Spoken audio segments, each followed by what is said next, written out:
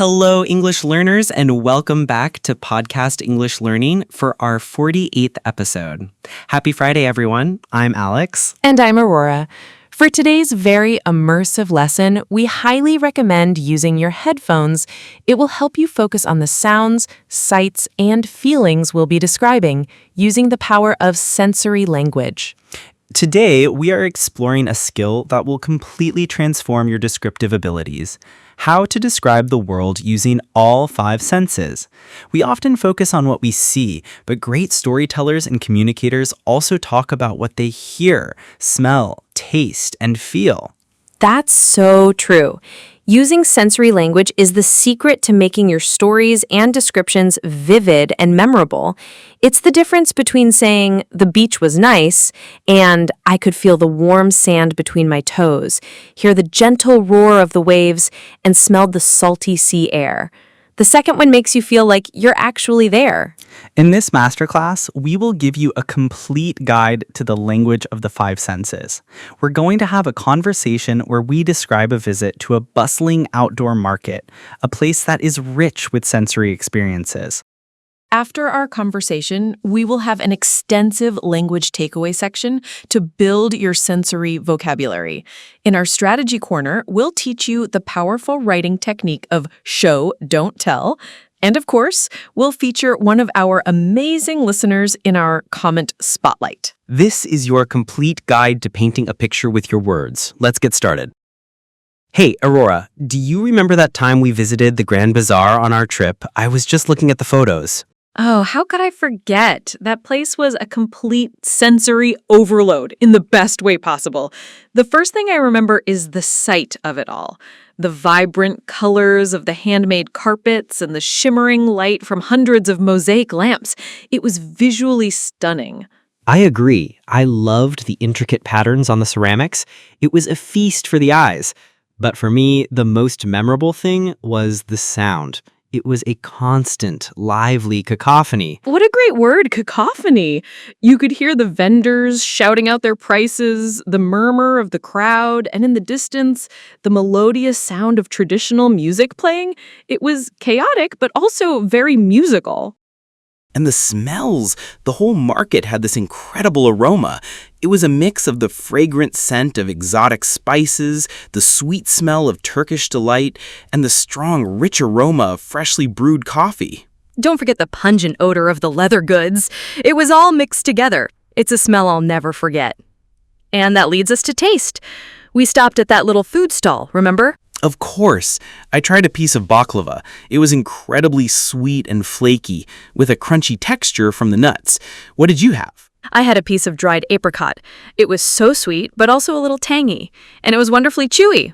The flavors were so intense. Everything was. My last memory is of touch. I remember picking up one of those hand-woven scarves. Do you remember the texture? I do. It was so soft and smooth, but also had a slightly coarse feel from the natural fibers. A complete contrast to the cold, hard surface of the ceramic tiles we were looking at. Exactly. Sight, sound, smell, taste, and touch. That market had everything. What a memory. It really was. Now, before we get lost in our memories, it's time for our comment spotlight. This week, we're giving a shout out to a listener named Traveler_Tom, who left a comment on our video about planning a vacation. He wrote, "I'm planning my first solo trip, and this lesson was a lifesaver. I now have a full checklist of questions to ask about accommodation, and I learned what a layover is. Thank you." Tom, thank you so much for your comment.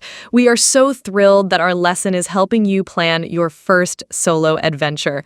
That is a huge and exciting step. We wish you the safest and most amazing travels. Now, let's break down all that key sensory language. It's time for the language takeaway. Let's go through the 5 senses one by one. First, sight. To describe something that is shining or bright, you can use words like gleaming or shimmering. To describe colors, you can say they are vibrant, strong and bright, or dull, not bright. Next, Sound.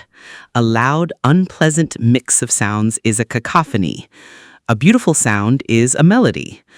Other useful words for sounds include a roar, like a lion or a large engine, a whisper, a very quiet voice, a screech, a loud, high-pitched, unpleasant sound, and a hum, a low, steady, continuous sound.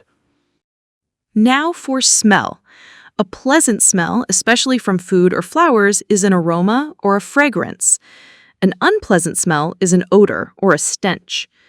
Adjectives to describe smells include fragrant, pleasant, aromatic, having a strong, pleasant smell, pungent, a very strong, sharp smell, and musty, a damp, old smell. Let's talk about taste. The 5 basic tastes are sweet, sour, salty, bitter, and umami, or savory. A food with a lot of taste is flavorful, while a food with little taste is bland. Food with chili is spicy, and a sharp, zesty taste is often described as tangy. And finally, touch. The way something feels to the touch is its texture. Common texture words include smooth, rough, soft, hard, coarse or rough, prickly like a cactus, slimy, and sticky. This rich vocabulary will make your descriptions far more engaging. Now, let's move on to our strategy corner to discuss how to put it all together. Today, we're talking about a classic creative writing technique that is just as powerful in conversation. Show, don't tell. The idea is simple. Instead of telling your listener an idea or an emotion, you show them by describing the sensory details that create that emotion. Let's look at an example. A telling sentence would be, "The man was angry." That's boring. It gives us the information, but it doesn't make us feel it. How could we show that the man is angry using sensory details? Okay, let's try. The man's face was bright red. He clenched his fists so tightly his knuckles turned white. He spoke in a low, trembling voice, and I could hear him grinding his teeth. See the difference? We didn't use the word angry, but we can feel his anger through the visual and auditory details. Let's try another one. A telling sentence, "The room was scary." Okay, let's show it. The room was pitch black and silent. I could smell the damp, musty odor of decay. As I stepped forward, I felt a cold, sticky cobweb brush against my face. That is much scarier. This technique is all about using your sensory vocabulary to create an experience for your listener. It's the key to great storytelling. Now let's build your fluency with some phrases for each of the senses. Welcome back to Fluency Builder. When describing what you see, you can use phrases like, "It was a sight to behold" for something spectacular, or "It was visually stunning." When describing what you hear, you can say, "All I could hear was the sound of." The room was filled with the sound of. When describing what you smell, you can use, "The air was filled with the aroma of," or "There was a distinct scent of." When describing taste, you can say, "It had a very unique flavor profile." The taste was a combination of sweet and sour. And when describing touch, you can say, "It had a very smooth texture. I could feel the rough surface of the stone." Using these full phrases will make your sensory descriptions sound very natural. Now you are ready. Let's listen to our full conversation one last time. Hey, Aurora, do you remember that time we visited the Grand Bazaar on our trip? I was just looking at the photos. Oh, how could I forget? That place was a complete sensory overload in the best possible way. The first thing I remember is the sight of it all. The vibrant colors of the handmade carpets and the shimmering light from hundreds of mosaic lamps. It was visually stunning. I agree. I loved the intricate patterns on the ceramics. It was a feast for the eyes.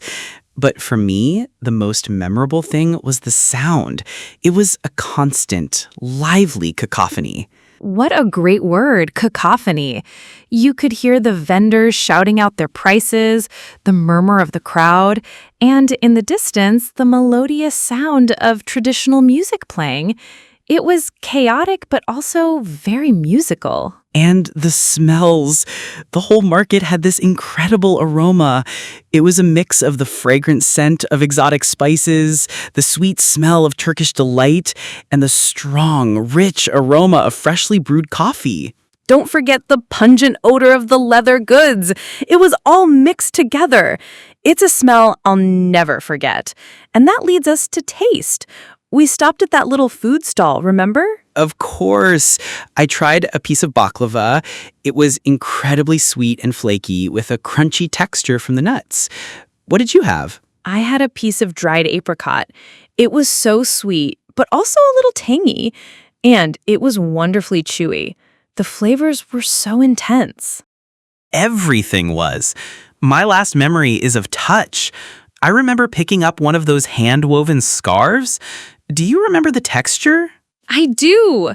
It was so soft and smooth, but also had a slightly coarse feel from the natural fibers. A complete contrast to the cold, hard surface of the ceramic tiles we were looking at. Exactly.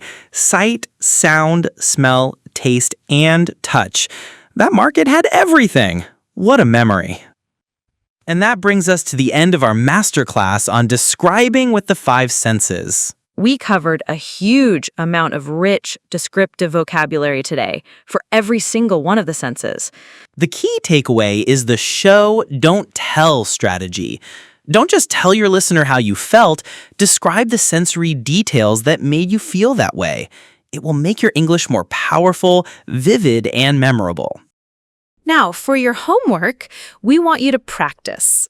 In the comments section, describe your favorite food, but try to use at least 3 senses. Don't just tell us the taste, tell us what it looks like, smells like, and feels like. We would love to read your delicious descriptions. If you found this lesson helpful, please give it a like and be sure to subscribe to Podcast English Learning for more descriptive English lessons. Thank you for joining us today. Until next time, goodbye. Bye, everyone.